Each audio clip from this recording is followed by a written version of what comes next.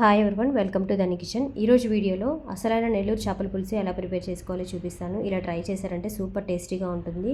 పులుసు చిక్కగా, ముక్క అనేది చాలా సాఫ్ట్గా సూపర్ టేస్టీగా వస్తుంది. ముందుగా 1.5 kg చేపలు నీట్గా క్లీన్ చేసుకొని తీసుకోవాలి. 1/2 స్పూన్ పసుపు, 2 స్పూన్స్ కారం, కొద్దిగా కల్లుప్పు వేసుకొని ఈ పీసెస్ అన్నిటికి కూడా నేను చూపిస్తున్నట్లు బాగా పట్టించుకోవాలి. ఇలా నీట్గా పట్టించుకొని ఇవి పక్కన పెట్టేసుకోవాలి.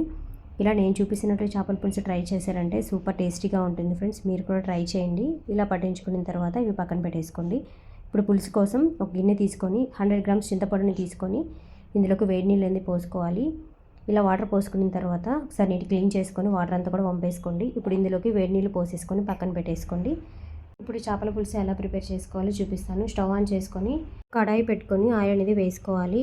చేపల పులుసుకి ఆయిల్ అనేది ఎక్కువే పడుతుంది. ఆయిల్ కొద్దిగా హీట్ అయిన తర్వాత పోపు వేసుకోండి.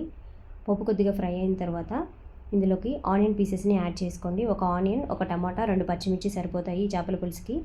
ఇప్పుడు టమాటా ముక్కలు, పచ్చిమిర్చి వేసేసుకొని బాగా ఫ్రై చేసుకోవాలి. ఈ టమాటా మెత్తబడేంత వరకు బాగా ఫ్రై చేసుకోండి. ఇలా బాగా మెత్తబడిన తర్వాత ఇందులోకి కొద్దిగా పసుపు, 2 స్పూన్స్ కారం, మెంతుల పొడి, కరివేపాకు రెమ్మల్ని కూడా వేసేసుకొని 1 నిమిషం పాటు బాగా ఫ్రై చేసుకోండి. ఇలా బాగా ఫ్రై చేసుకున్న తర్వాత ఇందులోకి చింతపండు నానబెట్టుకున్నాం కదా, చింతపండు నీళ్ళని కూడా ఈ విధంగా యాడ్ చేసుకోండి. చింతపండు నీళ్ళని యాడ్ చేసుకున్న తర్వాత అంతా కూడా ఒకసారి ఇలా మిక్స్ చేసేసుకోండి. అల్లం వెల్లుల్లి పేస్ట్ ముందుగానే ఫ్రై చేసుకోవాలి. అల్లం వెల్లుల్లి పేస్ట్ ముందుగా వేయడం మర్చిపోయాను, అందుకే ఇప్పుడు యాడ్ చేస్తున్నాను.